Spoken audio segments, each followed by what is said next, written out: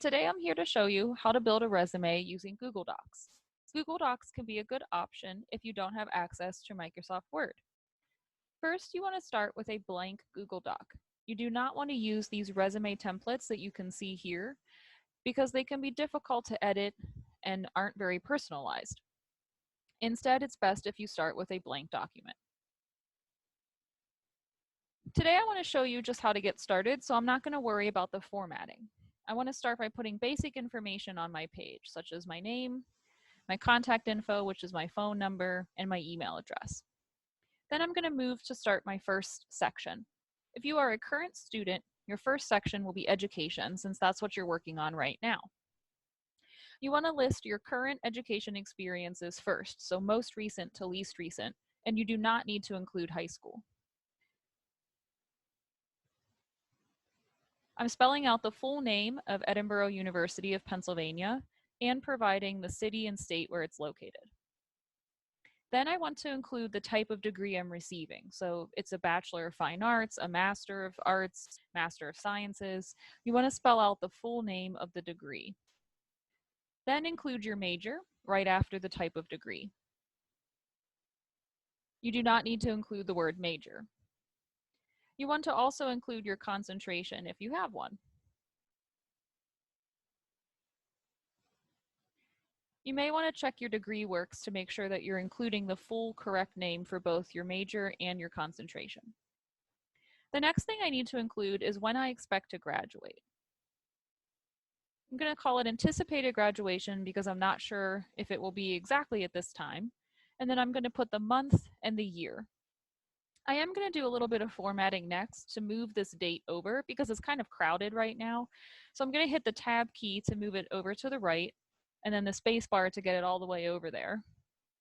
You'll notice the resume samples on our website have the dates on the right-hand side. This allows you to use the page to the best of your ability and maximize all the space. You would also want to add a minor if you have one, and if your GPA is above a 3.0, you can go ahead and add that. Other things that can go in your education section include any honors, either the honors college or any honors societies that you're involved in, any scholarships that you may have received. Those are things you can add to the education section, but this is all I want to add to mine. So I'm going to hit enter and move into my next section. This next section will be different for everyone based on your experience. You want to put the most relevant information at the top of your resume.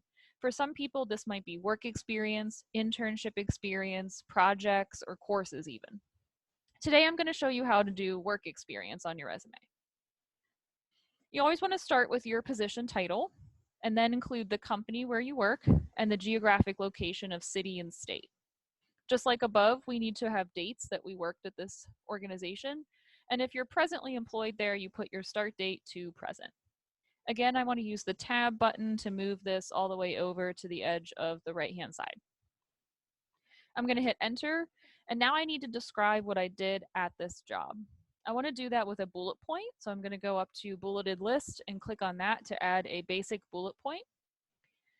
And here I want to start describing my experiences. When you're first getting started, just list the types of things you do, the skills that you use or skills you've learned. So I'm going to say that I provide customer service, stock merchandise, and check IDs for tobacco product sales. It's really important to spell check your document, which Google Docs will do for you automatically. Now, I could continue listing details of the different types of things I do, but I want to show you how to format some other sections. So I'm going to show you if you wanted to include some campus involvement on your resume. So this would be anything that you do, such as clubs or organizations that you're involved in. So you want to give yourself a title. So if you're a general member and you don't hold kind of a leadership role, that's okay. You just call yourself member, then the name of the club or organization, and then the location in this instance is just Edinburgh University since it's a campus club. And then when was I involved? To present. And again, I'm going to just go ahead and move this date all the way over. And then I'm going to hit enter and add another bullet point because I want to describe this experience just like I did for my job. So I attend meetings So most clubs, you would attend a weekly meeting or a periodic meeting, but then you also want to tell us what you do with that meeting. So I'm going to say to discuss off-campus trips and philanthropy events. Giving people an idea of what you do shows why this is important to you.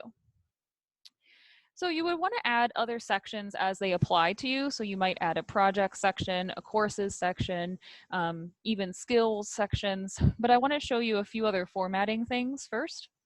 You want to select the entire document and then go to the spacing, the line spacing options, and you want to choose single space because the default in Google Docs is 1.15. And you want to choose single so that you can maximize the amount of room on your resume.